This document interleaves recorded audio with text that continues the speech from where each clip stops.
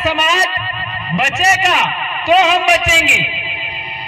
समाज को बचाना जरूरी है, इसलिए हम लोगों को व्यक्तिगत समस्याओं से उबरना पड़ेगा। व्यक्तिगत समस्याओं पर हमें बातचीत कम करना होगा। व्यक्तिगत समस्या को लेकर एक दूसरे से उलझने से बचना होगा और हमको सार्वजनिक समस्याओं पर चर्चा करनी चाहिए। सार्वजनिक समस्याओं के लिए हमें एकता कायम करनी चाहिए और आदिवासी परिवार ने यही काम किया।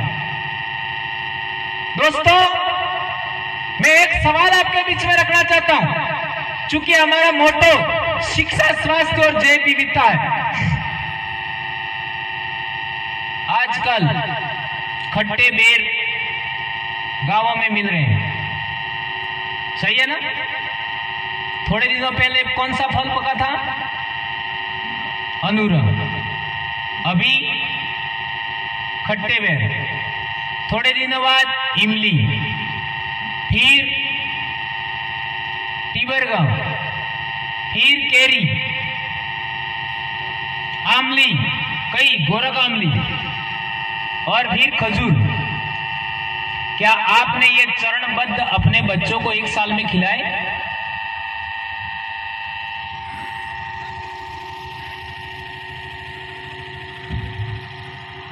चेतन जी, खिलाए कि नहीं खिलाए? ईमानदारी से बताओ। आप ही खड़े हो कि इनके मार होड़े रहो तेल तो मुझको नहीं खिलाए। क्या ये बात सही है मेरे भाइयों? हमारे पूर्वज इसको समयबद्ध खाते थे। हमारे पूर्वज, ये प्रकृति ने समयवार फलों को पैदा किया है। समयवार एक फल आएगा, इसके बाद दूसरा फल आएगा, फिर तीसरा फल आएगा, फिर चौथा फल आएगा। ये प्रकृति ने बनाए हैं, हमने उनको हमारे बच्चों को नहीं खिलाया। और मैं गारंटी देता हूं, ये जितने कर्मचारी भाई अभी शहर में रह रहे हैं, इसमें मैं स्वयं, हमने अभी तक हमारे बच्चों को खट्टे बेर नहीं खिलाए हैं, लेकिन गांव के बच्चों ने तो कम से कम 15 दिन से खा रहे हैं, जिनको हम पढ़ा रहे हैं। सही कह रहा हूं? हाँ या ना तो बोल सकते हैं ना? Yes boss. तो फिर हम कहां जा रहे हैं? हम पिछड़ रहे कि नहीं पिछड़ रहे? इसलिए एक बार इस साल जो आदिवासी एकता परिषद का कार्यक्रम हो रहा कुआट में, वहां एक कॉलेज के अंदर कार्यक्रम रखा था। वहां पर वो राठवा आदिवासी थे, तो बहुत सारी बातें वहां निकली। वहां एक बात मैंने बताई थी। क्या बताई थी? आज के कम से कम 5-6 साल पहले की बात है। मैंने कहा, हम लोग समाज का काम बाद में कर रहे हैं, पहले हमारे बच्चों का काम कर रहे हैं। ये बात मैंने कही थी। तो कई लोगों को ऐसा लगा कि यार भौरजी ने आज ऐसे कैसे बोल दिया, और ये बात सच है। ये बात सच है। समाज सुरक्षित है, हमारे बच्चे असुरक्षित है। मेरे नजर से सोचिए, समाज के लोग सुरक्षित हैं, हमारे बच्चे जो सर्विसमैन हैं, नौकरी करने वाले, उनके बच्चे असुरक्षित हैं। मेरी बेटी तैरना जानती है, लेकिन मेरे दोनों बच्चे तैरना नहीं जानते। बोलो, यही हाल आपके होंगे। हमारे बच्चे पेड़ पर चढ़ना भूल गए। मेरे घर के पास एक बहुत बड़ा ऊंचा पहाड़ है, मैं दौड़ करके एक ही बार में उस पर चढ़ गया था। और मेरे बच्चों को कहूंगा तो आधा तो ठीक है, लेकिन पौना क्या, एक तिहाई भी नहीं चढ़ पाई। वो हमारी जो जेनेटिक एथनिसिटी, जिसको नृजातीयता कहते हैं, हमारे समाज के अंदर जो वो ऊर्जा थी, क्षमता थी, वो कहां है आज? पिछले 50 सालों में वो ऊर्जा, वो एनर्जी, वो क्षमता खत्म हो गई। उसका कारण क्या है? इसलिए ये जैव विविधता, स्वास्थ्य और शिक्षा को रखा है। उसका कारण ये कि हम लोगों ने साल भर एक ही अनाज खाते हैं, वो है गेहूं। साल भर एक ही अनाज खा रहे, गेहूं, इसके अलावा नहीं। पहले हमारे पूर्वज कई प्रकार का धान खाते थे, जौ भी खाते थे, मक्का भी खाते थे, आपका महुआ भी खाते थे, उड़द, चना, कई सारी चीजें खाते थे, यहां तक कि महुए का तेल भी खाते थे। अब तो महुआ तो ठीक है, महुए ने डोल है, तमे कार्य साक्षी पहलते फल, ये भी सोचवानी जरूरत है। उसके अंदर कितना न्यूट्रिशन है, ये सोचने की आवश्यकता है। हमारे समाज को कमजोर बनाए रखने के लिए हमारे इन लोगों ने बहुत सारी बातें खाने के मामले में भी उन्होंने प्रयोग किए और हम उसमें फंस गए। सब्जियों की बात करिए, आप कौन सी सब्जियां खाते हैं डेली? तो वही सब्जियां, आलू, प्याज। थोड़ा सोचिए आपने बचपन में कौन कौन सी भाजियां खाते थे, कौन सी सब्जियां आप सूखी बनाते थे, उनको खाते थे। आप कह सकते हो कि भंवर जी ये बात तो कहीं और भी तक की जा सकती थी, यहां क्यों? यहां इसलिए जरूरी है कि आज शिक्षा के मामले में सबसे बड़ी प्रॉब्लम आ गई है कि 15 से 20 मिनट बच्चों को प्रार्थना में खड़े रखते हैं तो 8-10 बच्चे तो मूर्छा आ जाती है। क्या मैं सही कह रहा हूं? यह है आज के युवा बच्चों की क्षमता। प्रार्थना के टाइम तक बच्चे खड़े नहीं रह पाते, यह है बच्चों की क्षमता। और हमारी क्षमता क्या थी बचपन में, वो आप सब देख रहे हैं। तो हमारी जनरेशन, आने वाली पीढ़ी कितनी कमजोर हो गई है, हमारा डीएनए कितना अक्षम हो गया है, इसके लिए आपको सोचना होगा। कल परसों पता लगा अचानक हमारे स्कूल में कि कई सारे बच्चे गुटखा खाते। आकर के एक शिक्षक ने बता दिया। तो कल ही हमारे स्कूल के अंदर बच्चों ने एक सवाल रखा कि कोशिका की खोज किसने की?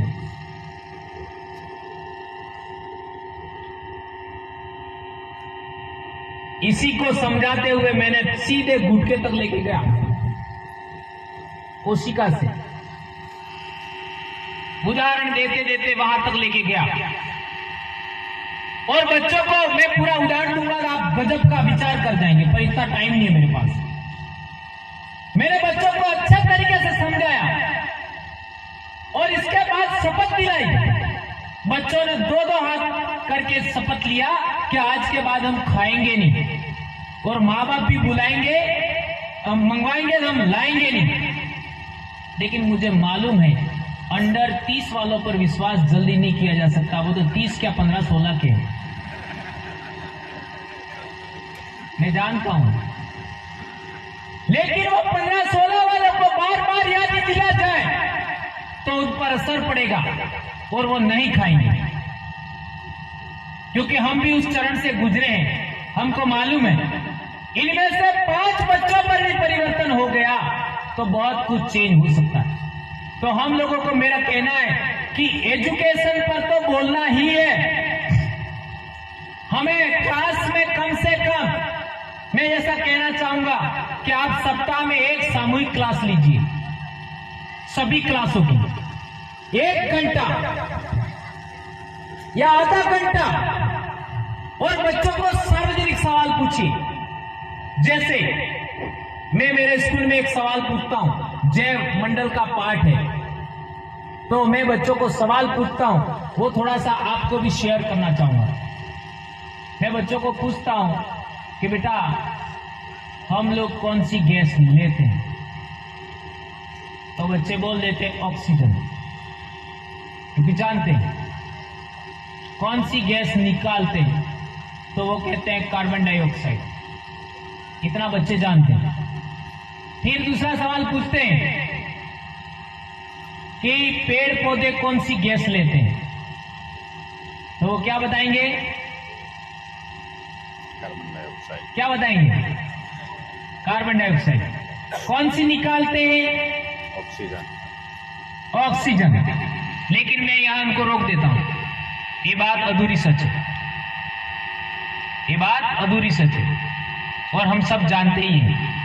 पेड़ पौधे श्वसन में कौन सी गैस निकालते हैं? श्वसन में कार्बन डाइऑक्साइड और प्रकाश संश्लेषण में ऑक्सीजन। ये पूरा क्लियर करता हूं, अपन सब शिक्षक है, जानते हैं, इसलिए ज्यादा क्लियर करने की जरूरत नहीं। फिर मैं बच्चों को बताता हूं, इस धरती पर सारे जीवों को मार दिया जाए, सब जीव खत्म हो जाए, मार क्या खत्म हो गए, कोई प्रलय आ गया, नहीं, इसको थोड़ा सा चेंज करते हैं, पेड़ पौधों को खत्म कर दिया, सारे पेड़ पौधे खत्म हो गए, तो क्या होगा? तो वो थोड़ी देर विचार करते हैं, फिर कहते हैं मर जाएंगे। क्या क्या बोलेंगे? मर जाएंगे, सारे पेड़ पौधे खत्म हो जाएंगे तो मर जाएंगे। फिर पूछते हैं कौन कौन मरेंगे? तो वो तो मरना चाहते नहीं, इसलिए ऐसा नहीं बोलेंगे हम मर जाएंगे, धीरे से बोलेंगे सब मर जाएंगे। हम मरेंगे कि नहीं मरेंगे? तो फिर बोलेंगे कि हाँ मर जाएंगे, ऐसा। फिर दूसरे नंबर पे आता हूं मैं, क्यों मर जाएंगे वो अपन जानते हैं, आप उदाहरण को आगे बढ़ा सकते हैं, क्योंकि पेड़ पौधे खत्म हो गए, ऑक्सीजन मिलेगी नहीं तो हमको मरना ही है। वो बात अच्छे तरीके से बच्चों को समझाते, मैं उसको जल्दी क्लियर कर रहा हूं। फिर उसको पलट देते हैं, क्या सारे जीव जंतु मर जाएं, इंसान मर जाएं, तो पेड़ पौधों का क्या होगा? तो बच्चे कहेंगे पेड़ पौधे भी मर जाएंगे। फिर वापस वही रिपीट करता हूं कि पेड़ पौधे ऑक्सीजन भी निकालते हैं और पेड़ पौधे कार्बन डाइऑक्साइड भी निकालते हैं।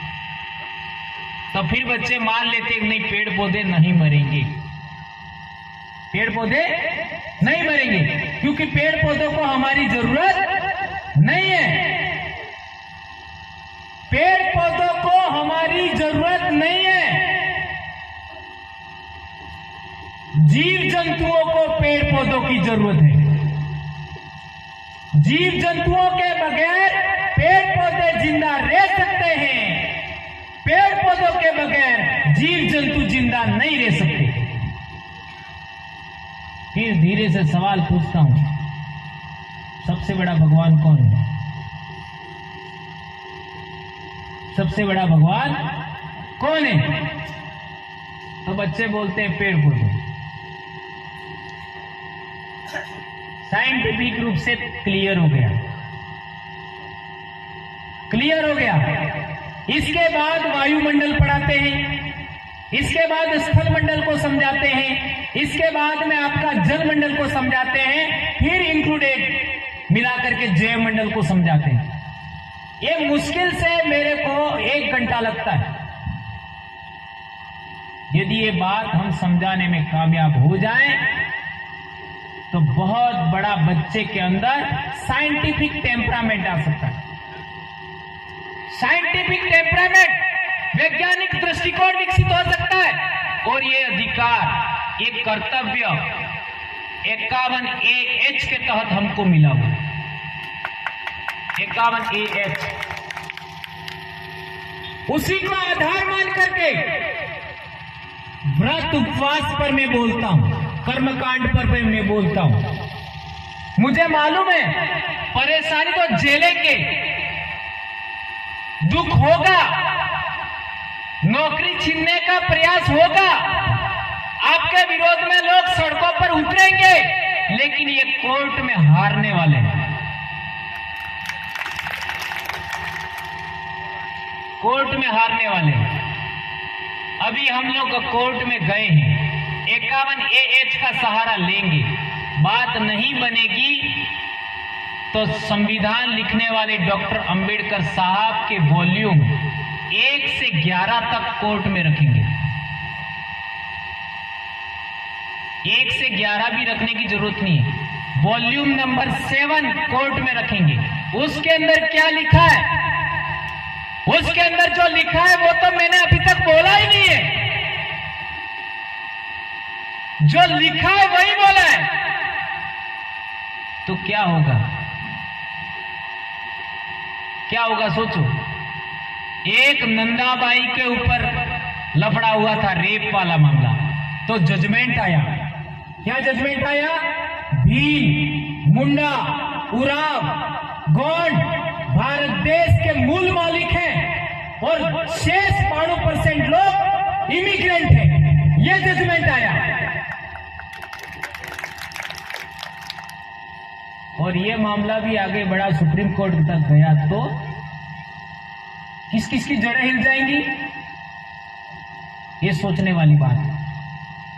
ये बहुत बड़ी बात है मेरे भाई। इसलिए पाखंडवाद, अंधविश्वास के विरोध में हमको बोलना चाहिए। एक शिक्षक अपने बच्चों के अंदर साइंटिफिक टेम्परामेंट, वैज्ञानिक दृष्टिकोण, सुधार की भावना, उसके लिए काम करना चाहिए। आदिवासी प्रकृतिवादी होता है, प्रकृतिवाद को आधार मानना चाहिए हमें, विज्ञानवाद को आधार मानना चाहिए, मानववाद को आधार मानना चाहिए, मानवाधिकारों के लिए हमको काम करना चाहिए। आज की तारीख में पूरी दुनिया के अंदर धर्म खतरे में, मानवता, मानवाधिकार आज की तारीख में सबसे ज्यादा तेज गति से आज की तारीख में सुरक्षित होते जा रहे हैं। धर्म खतरे में पड़ गया है क्योंकि विज्ञान की वजह से। तो मेरे कहने का मतलब यह है कि हम लोगों को किसी भी बात से बोलने से डरना नहीं चाहिए। यह बात मैं कहना चाहता हूं। एक बात, पिछले कई सालों से, 2-4 सालों से मैं लगातार भील मीना पर बोलता हूं।